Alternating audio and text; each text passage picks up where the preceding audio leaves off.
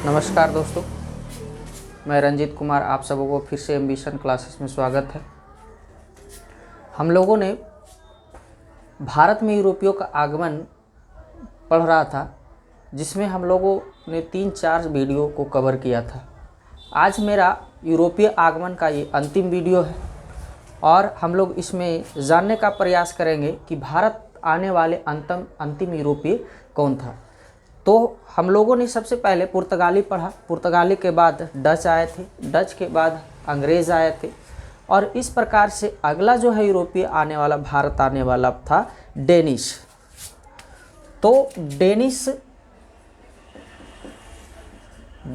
East India company, Bharat में डेनिशों का आगमन 1616 ईस्वी में हुआ था। 1616 ईस्वी में ये भारत आए और 1620 ईस्वी में इसने अपनी प्रथम फैक्ट्री की स्थापना किया था। तो 1620 ईस्वी में भारत आए थे 1616 में, लेकिन 1620 ईस्वी में ट्रैंकोबार में ये प्रथम जो है अपनी व्यापारिक कोठी स्थापित करता है।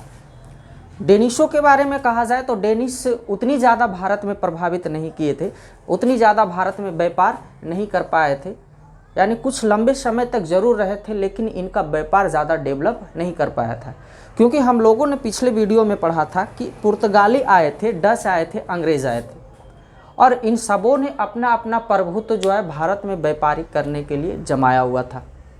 और डेनिश का आना और ये भी उसी प्रकार से भारत में व्यापार करना एक बड़ा प्रतिद्वंदी की तरह दिखाई दे रहा था। तो कहा जाए तो डेनिश जो है ज़्यादा भारत में डेवलप नहीं कर पाए थे और 1620 ईस्वी में ट्रैंकोबार में ये प्रथम बार जो है अपना कोठी स्थापित करता है। उसके बाद लंबे समय के बाद 1676 ईस्वी में अपनी दूसरी व्यापारिक कोठी सेरामपोरा में लगाते हैं और सेरामपोरा में लगाने के बाद इनकी फैक्ट्री, सेरामपोरा जानते होंगे, सेरामपोरा जो है वर्तमान बंगाल में, सेरामपोरा बंगाल में अपना दूसरी फैक्ट्री की स्थापना करता है। कितना में? 1676 ईस्वी में। क्योंकि पहले से प्रभुत्व जमाई हुई कंपनियां किसी और कंपनी का भारत में डेवलप करना ये नागवार गुजर रहा था, इसलिए भारत में इसकी कंपनी जो है ज़्यादा नहीं चल पाई और ये कंपनियां जो है असफल हो गई। और डेनिश कंपनी जो है 1745 ईस्वी तक आते आते ये अपनी सारी कंपनियां जो है अंग्रेज़ों को बेच करके भारत से वापस चला गया। 1745 ईस्वी में सारी फैक्ट्रियां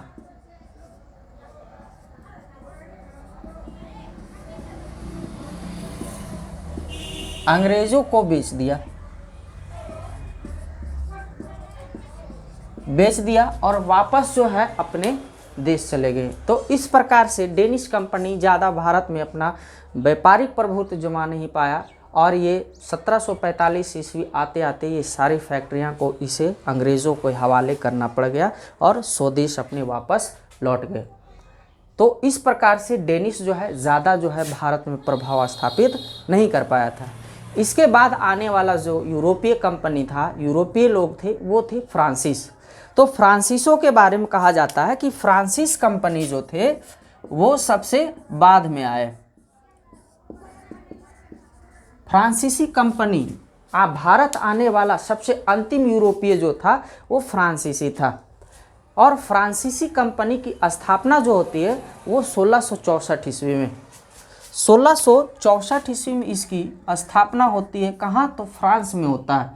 लुई 14वां का एक मंत्री होता है जिसका नाम होता है कोलबर्ट। तो लुई 14वां का मंत्री, लुई 14वां का मंत्री जिसका नाम क्या होता है? कोलबर्ट। तो कोलबर्ट की सहायता से, लुई 14वां के मंत्री कोलबर्ट की सहायता से 1664 ईस्वी में फ्रांसीसी ईस्ट इंडिया कंपनी की स्थापना होती है। तो ये जो कंपनी की स्थापना होती है ये भारत में नहीं होकर कहाँ होता है? फ्रांस में होती है। और उसके बाद जो है जिस प्रकार से हमने अंग्रेज़ ईस्ट इंडिया कंपनी की स्थापना पढ़ा, तो अंग्रेज़ ईस्ट इंडिया कंपनी का स्थापना 1600 ईस्वी में होता है। तो 1600 ईस्वी में भारत में नहीं होता है, बल्कि वो लंदन में होती है, और भारत में उसको आने में उसको 8 साल का समय लग जाता है। और 1608 ईस्वी में इसको कंपनी का जो है खोलने का आज्ञा दे दिया जाता है, लेकिन उसकी कंपनी खोलते खोलते 1611 और 13 जा करके सूरत और मछलीपट्टनम में अपनी फैक्ट्री को स्थापित करता है। तो इस प्रकार से फ्रांसीसी कंपनी भी 1664 ईस्वी में फ्रांसीसी ईस्ट इंडिया कंपनी के नाम से स्थापित होता है, लेकिन भारत में कहा जाए तो भारत में इसकी कंपनी की स्थापना 1668 ईस्वी में होता है, 1668 ईस्वी में। और इसकी कंपनी कहाँ स्थापित होती है, तो सूरत में। तो 1668 ईस्वी में इसकी कंपनी स्थापित होती है, और ये नेतृत्व जो कंपनी स्थापित करता है जिसको कहा जाता है फ्रैंकोइस कैरो, फ्रैंकोइस कैरो। तो फ्रैंकोइस कैरो के नेतृत्व में, कहीं कहीं फ्रैंको कैरो भी रहता है, तो फ्रैंकोइस कैरो के नेतृत्व में 1668 ईस्वी में फ्रांसीसी ईस्ट इंडिया कंपनी की स्थापना भारत में होती है। और ये कहाँ स्थापित करता है, तो सूरत में। तो फ्रांसीसी कंपनियों का भी स्थापना कहाँ होती है, सूरत में। तो ध्यान रखिएगा, 2 यूरोपीय कंपनी जो होती है जिसकी कोठी की स्थापना जो है सूरत में होता है, एक अंग्रेज और दूसरा फ्रांसीसी। हम लोग यूरोपीय में के आगमन में पढ़ेंगे कि हमेशा यूरोप के जो इंग्लैंड थे यानी अंग्रेज थे और फ्रांसीसी, ये दोनों एक दूसरे के प्रतिद्वंदी थे। और भारत में अगर कहा जाए तो भारत में भी दोनों प्रतिद्वंदी थे, लेकिन कोठी की जब बात किया जाएगा तो दोनों की कोठियां कहाँ खुली थी, सूरत में खुली थी। ये बात हमेशा ध्यान रखिएगा कि अंग्रेज और फ्रांसीसी ये दोनों अपनी व्यापारिक कोठी कहाँ खोले थे, तो दोनों अंग्रेज में खोले थे। पुर्तगाली जब आए थे वो कोचीन में खोले थे, और डच जब आए थे तो वो अपना पहली फैक्ट्री मछलीपट्टनम में स्थापित किया था। तो इस प्रकार से 2 यूरोपीय कंपनी जो आए थे जिसका कोठी प्रथम स्थापित हुआ था वो सूरत में हुआ था, एक अंग्रेज का और दूसरा फ्रांसीसी का। तो अंग्रेजों के द्वारा जो प्रथम कोठी की स्थापना सूरत में हुई थी फ्रैंकोइस कैरो के नेतृत्व में 1668 ईस्वी में हुई थी। तो इस प्रकार से ये अपना कंपनी का डेवलप भारत में, जिस प्रकार से पुर्तगाली अंग्रेज जो है अपना भारत में कंपनी की स्थापना डेवलप करना शुरू किया, ये भी डेवलप कर रहे थे। और इसके जस्ट 1 साल बाद यानी 1669 ईस्वी में अपनी दूसरी फैक्ट्री स्थापित करता है, कहाँ, तो मछलीपट्टनम में। 1669 ईस्वी मछलीपट्टनम में ये अपनी दूसरी व्यापारिक कोठी खोलती है। तो यहाँ होता है क्या कि यहाँ गोलकुंडा के सुल्तान होते हैं, और गोलकुंडा के सुल्तान से एक अधिकार प्राप्त कर लेता है, और अधिकार प्राप्त करने के बाद 1669 ईस्वी में अपनी दूसरी फैक्ट्री मछलीपट्टनम में स्थापित कर लेता है। तो इस प्रकार से जो है अंग्रेज धीरे धीरे अपना प्रभुत्व भारत में जमाना शुरू कर देता है। समय आती है 1673 ईस्वी में, और 1673 इस ईस्वी में बंगाल के एक नवाब होते हैं जिसका नाम होता है शाइस्ता खां। तो शाइस्ता खां के द्वारा जो है कुछ स्थान जो है किराए पर ले लिया जाता है। शाइस्ता खां के द्वारा जो है फ्रांसीसियों के द्वारा कुछ स्थान किराए पर लेता है, और उस जब किराए पर लेता है तो वहाँ एक नगर की स्थापना फ्रांसीसियों के द्वारा करता है जिसका नाम पड़ता है चंद्रनगर। तो ये नगर बहुत ज़्यादा फेमस था, इसलिए फेमस था कि ये आज़ादी के बाद भी जो है फ्रांसीसियों के कब्जे में था। तो 1673 ईस्वी में बंगाल के नवाब कौन थे, शाइस्ता खां। 1673 ईस्वी में बंगाल के नवाब शाइस्ता खां से कुछ भूमि किराए पर लिया, और वहाँ चंद्रनगर की स्थापना, चंद्रनगर नामक स्थापना करता है। ठीक है, चंद्रनगर नामक एक नगर की क्या करती है, फ्रांसीसियों के द्वारा स्थापना किया जाता है। और यहाँ जो है उसे क्या करता है, किलेबंदी कर देता है। इस चंद्रनगर को क्या करते हैं फ्रांसीसियों के द्वारा, इसको किलेबंदी यानी उसका घेरावा कर देता है, चारों तरफ से घेर देता है। और उस किला का नाम पड़ता है फोर्ट ओरलियंस। इस चंद्रनगर का नाम क्या पड़ता है, चंद्रनगर के किला को ऊपर लिख देते हैं, चंद्रनगर की किलेबंदी को फोर्ट ओरलियंस के नाम से जाना जाता है, फोर्ट ओरलियंस, ओरलियंस।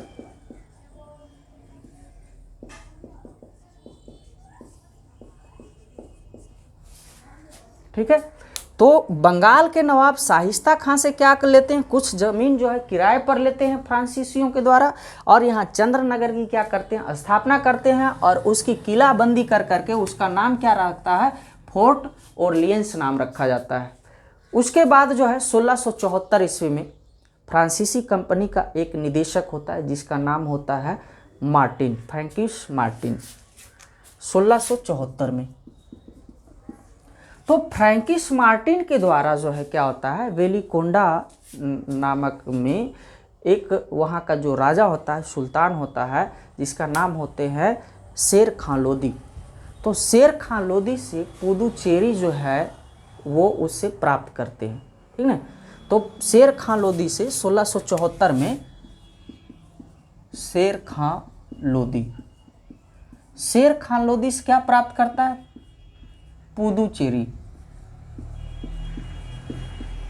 पुदुचेरी को क्या करता है, प्राप्त करता है।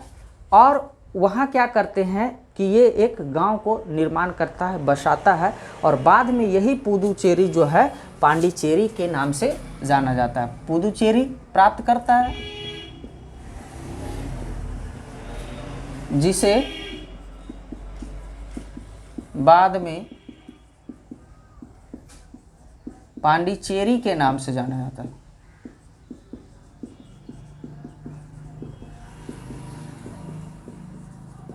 ठीक है।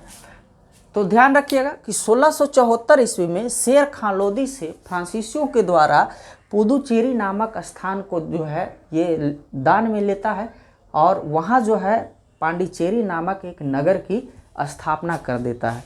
तो इस प्रकार से धीरे धीरे जो है अंग्रेज यहाँ डेवलप करना शुरू कर देता है, क्योंकि कुछ ऐसे कारण होते हैं कि जब भारत में अंग्रेज़ों के द्वारा बहुत ज़्यादा अपना प्रभाव जमाना शुरू करता है, तो भारतीय राजाओं के द्वारा जो क्या होता है कि कुछ फ्रांसीसियों कंपनियों को सहायता मिल जाती है कि हो सकता है ये इनके साथ आने पर जो है अंग्रेज़ों का ये विरोध करे, जब ज़्यादा डेवलप होगा तो उसकी जो है विरोध करेगा, हमारी समर्थन करेगा।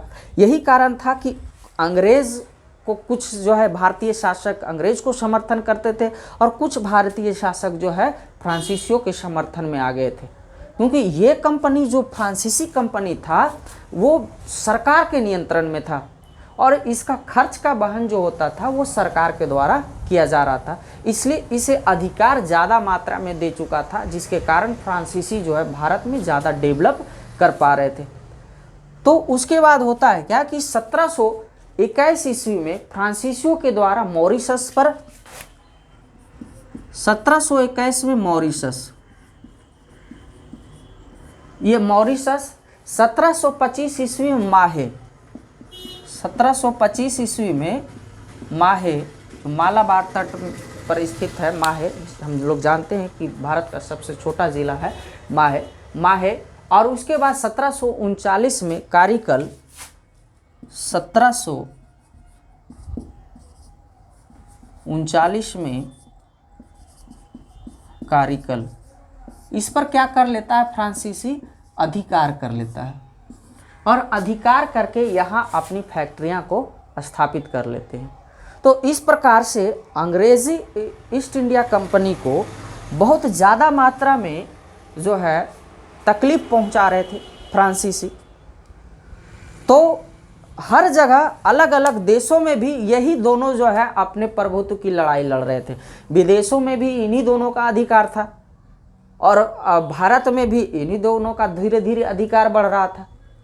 तो इस प्रकार से हुआ क्या कि दोनों में जो है युद्ध होना शुरू हो गया, दोनों में लड़ाई होना शुरू हो गया।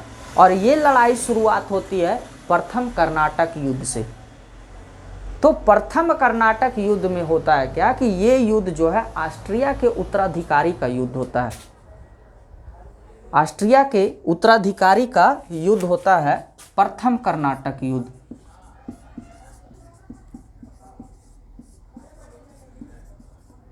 ये युद्ध होने का कारण क्या था कि उधर विदेशों में ऑस्ट्रिया, सुने होंगे तो ऑस्ट्रिया का उत्तराधिकारी का युद्ध हो रहा था फ्रांसीसियों के बीच और अंग्रेजों के बीच, और इसका जो है प्रभाव भारत में भी पड़ गया।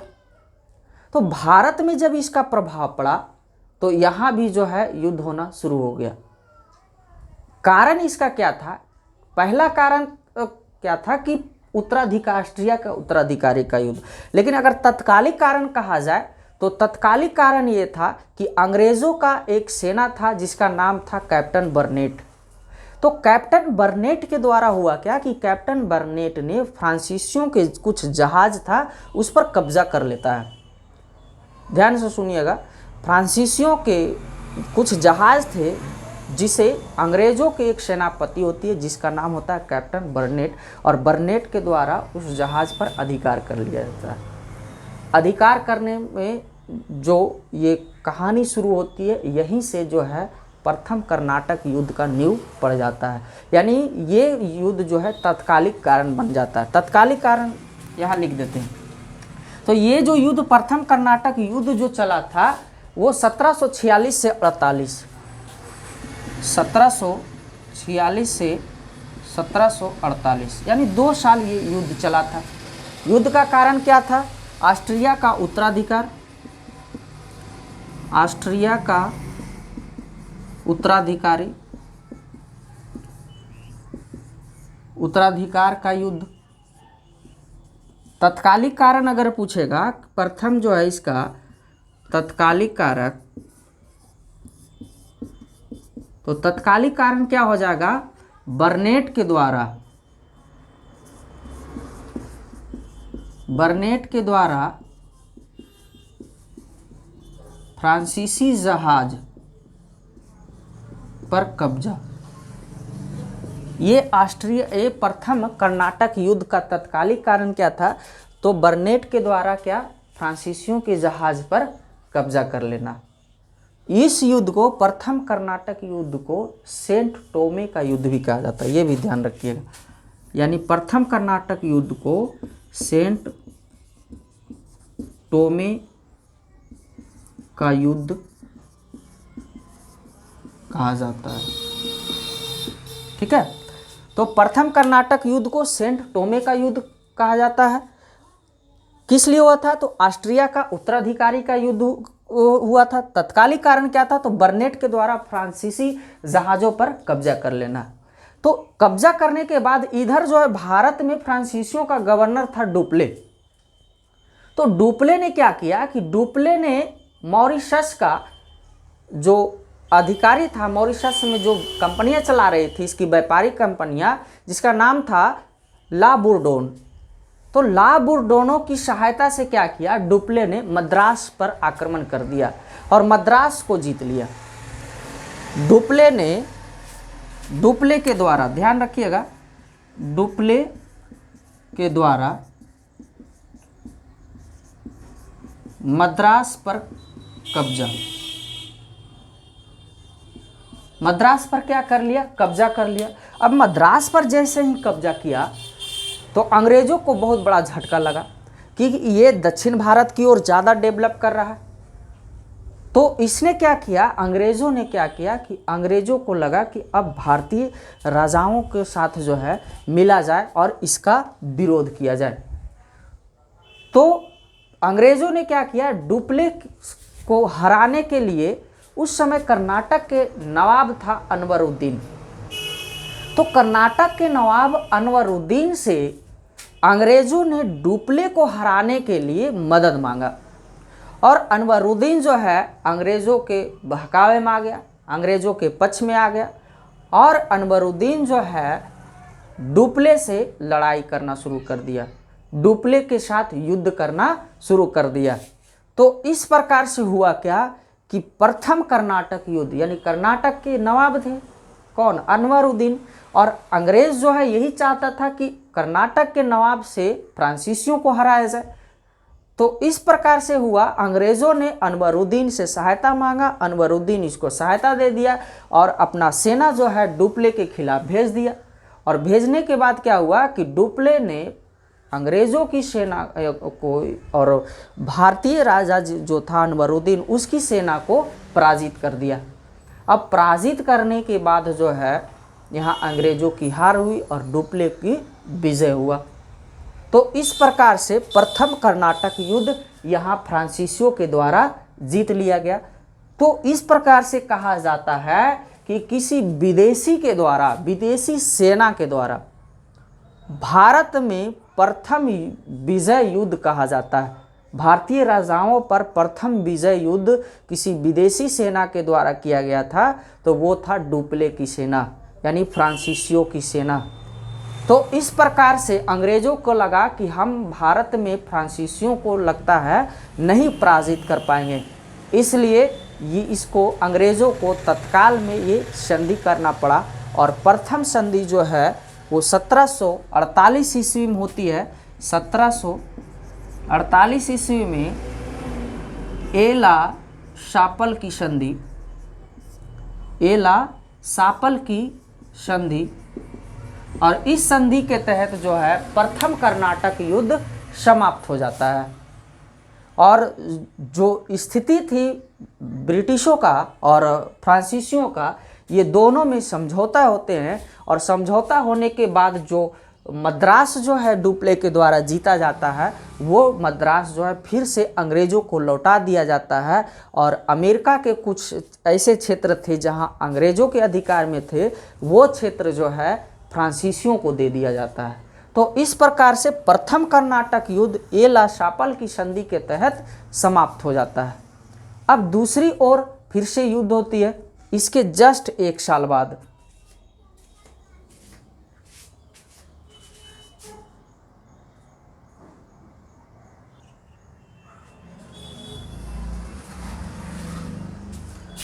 तो यहाँ तक हम लोगों ने समझ लिया कि प्रथम कर्नाटक युद्ध का तत्कालिक कारण बर्नेट के द्वारा फ्रांसीसी जहाज पर कब्जा। अगर वह खाली कारण पूछेगा तो उत्तराधिकारी, ऑस्ट्रिया के उत्तराधिकारी का था प्रथम कर्नाटक युद्ध। इसे सेंट टोमे का युद्ध कहा जाता है। डुप्ले के द्वारा मद्रास पर कब्जा कर लिया जाता है और 1748 में एला शापल की संधि के तहत समाप्त हो जाता है। फिर से दूसरा शुरू होता है द्वितीय कर्नाटक युद्ध। द्वितीय कर्नाटक युद्ध, तो द्वितीय कर्नाटक युद्ध जो है 1749 से 1755, जस्ट उसके एक साल बाद 54 तक होता है। तो दूसरा कर्नाटक युद्ध 1749 से 1754 तक ये युद्ध चलता है। तो दूसरे कर्नाटक युद्ध में होता है क्या कि इस कर्नाटक युद्ध में थोड़ा सा विस्तार में हम नहीं बताना चाहेंगे। कारण क्या है कि वीडियो थोड़ा सा लंबा हो जाएगा और दूसरी तरफ हम चले जाएंगे, क्योंकि यूरोपियों के आगमन की से संबंधित हम पढ़ रहे हैं, तो यूरोपियों के आगमन से ही संबंधित रखेंगे। ये जो आगे हम पढ़ेंगे कर्नाटक युद्ध के बारे में या किसी भी युद्ध के बारे में, तो जब हम भारत में अंग्रेज़ों का जब विजय पढ़ेंगे, किस प्रकार से भारत में कौन कौन से युद्ध अंग्रेज़ों के द्वारा लड़ा गया, तो उसमें हम जानेंगे कि इन सारे युद्धों में अंग्रेज़ और फ्रांस या पुर्तगाली या डच किस प्रकार से अंग्रेज़ से हारते हैं और अंग्रेज़ का भारत में प्रभुत्व बढ़ जाता है। यहाँ तक फिलहाल हम लोग जो है प्रथम कर्नाटक युद्ध थोड़ा सा डिटेल्स में बता दिए।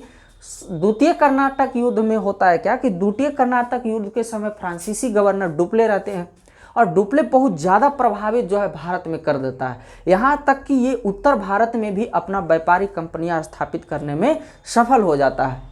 तो यहाँ से होता है क्या कि फिर अंग्रेज़ों के द्वारा भारतीय राजाओं के साथ समर्थन मिलना और इधर जो है फ्रांसीसियों के द्वारा भी दक्षिण भारत के कुछ राजाओं के साथ समर्थन मिलना। तो दोनों तरफ से युद्ध हो रहा था, यानी दोनों तरफ की राजाओं जो है, एक तरफ राजा अंग्रेजों के साथ था, एक तरफ फ्रांसीसियों के साथ था। तो यहाँ स्थिति द्वितीय कर्नाटक की युद्ध की स्थिति ये बनती है कि यहाँ जो है डुप्ले का सबसे ज़्यादा प्रभाव भारत में होने लगा था।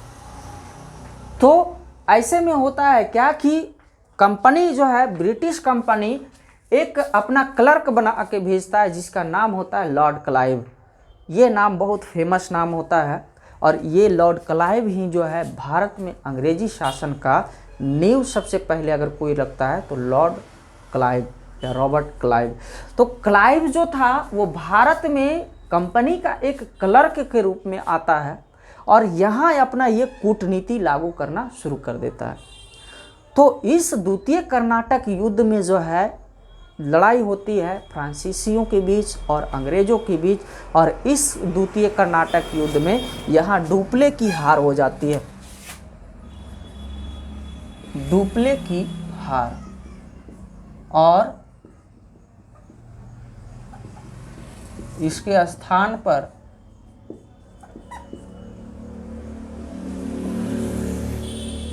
गोडेहू की नियुक्ति। तो डुप्ले जो है काफ़ी यहाँ अपना नीति स्थापित करता है, काफ़ी ज़्यादा व्यापारिक संबंध बनाता है, काफ़ी ज़्यादा व्यापार को डेवलप करता है।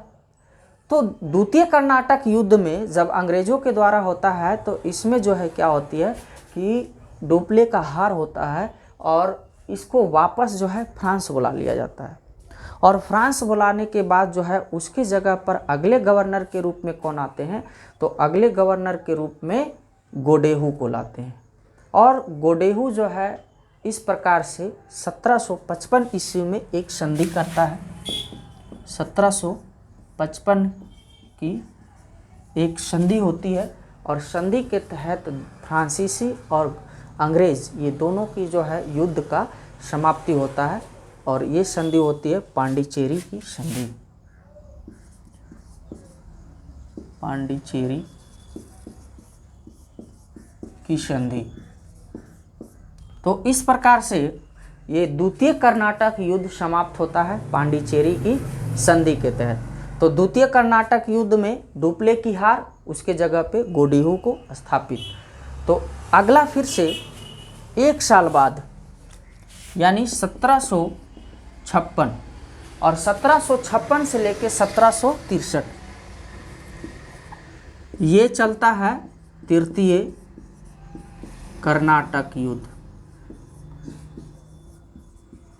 इसे भारत में सप्तवर्षीय युद्ध के तौर पर भी देखा जाता है, क्योंकि विदेशों में भी फ्रांस और इंग्लैंड दोनों लड़ाई लड़ रहे थे, जिसे सप्तवर्षीय युद्ध का जो है दिया गया था, नाम दिया गया था। तो उसी प्रकार से भारत में भी ये सप्तवर्षीय युद्ध के तौर पे तृतीय कर्नाटक युद्ध को जाना जाता है।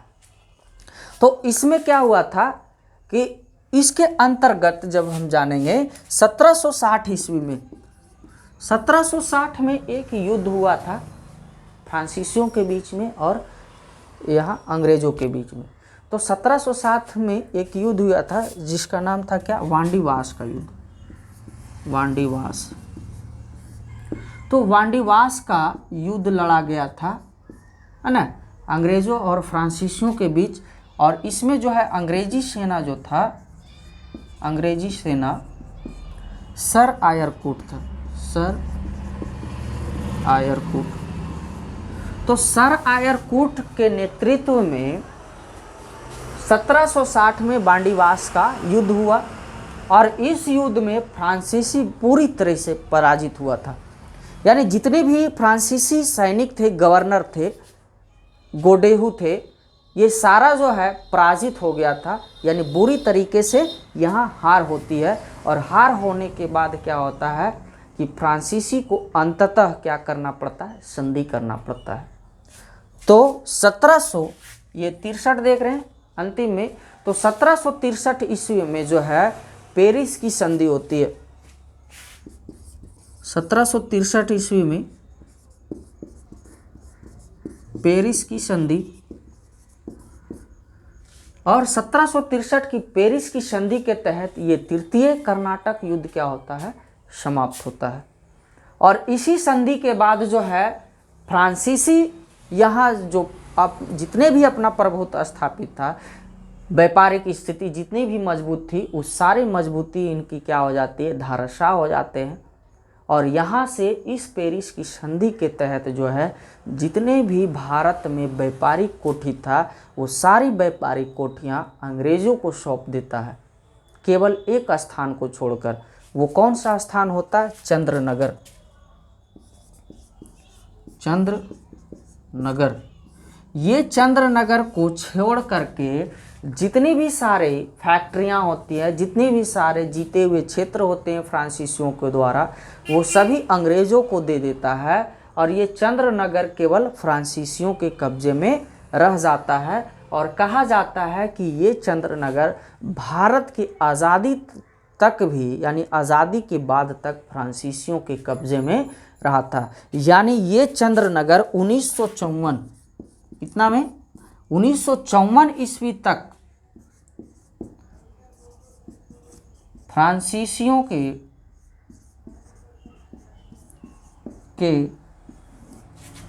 कब्जे में रहा था। ध्यान रखिएगा। तो 1763 ईस्वी की पेरिस की संधि हुई थी, और पेरिस के संधि के तहत जो है जितनी सारी फैक्ट्रियां थी फ्रांसीसियों का, वो अंग्रेज़ों को दे दिए, केवल किसको, चंद्रनगर को छोड़ करके। और ये भारत की आज़ादी तक जो है फ्रांसीसियों के कब्जे में रहा था। और 1954 में जो है ये चंद्रनगर भारतीय जो है यहाँ के जो गणतंत्र हुए थे उसको सौंप करके यहाँ से चला गया था। तो यहाँ भी देखें हम क्या कि अंग्रेज़ों ने अपना सबसे शक्तिशाली साम्राज्य भारत में स्थापित करना शुरू कर देता है। यहीं से शुरू होती है अंग्रेज़ की असली जो है साम्राज्य, यानी इसी तृतीय कर्नाटक युद्ध से जो है आने वाला जो परिस्थिति बनती है भारत में, वो एक भयावह परिस्थिति होती है। अंग्रेज़ों के द्वारा दमनकारी नीति आती है, बहुत ज़्यादा शोषण किया जाता है, और अंततः जो है हमें 1947 में जाकर के अंग्रेज़ों से छुटकारा मिलता है। तो इस प्रकार से जो है भारत में यूरोपियों का आगमन को लेकर के ये मेरा अंतिम वीडियो था। और इन चारों सेशन में आप लोग जो है हमारे वीडियो को लगातार अगर देख रहे होंगे तो ज़रूर आप बताइएगा कि ये चारों सेशन का वीडियो कैसा लगा है। और इस वीडियो में अगर कहीं कोई कमी रह गई हो तो उसे हमें कमेंट बॉक्स में बताने का ज़रूर प्रयास करेंगे। और अगर हमारे वीडियो को आप पूरे अंत तक देखे हैं तो कैसा लगा इसका ज़रूर कमेंट बॉक्स में बताएंगे। और इस प्रकार से हमारे वीडियो को ज़्यादा से ज़्यादा अपने दोस्तों के पास पहुंचाएं, उसे ज़्यादा से ज़्यादा अच्छी जो है शिक्षा मिल सके। और अगर हमारे चैनल को सब्सक्राइब नहीं किए हैं तो ज़रूर कर लेंगे। एम्बिशन क्लासेस नवादा के नाम से हमारा चैनल का नाम है, उसे ज़रूर सब्सक्राइब करें, शेयर करें। चलते हैं, धन्यवाद।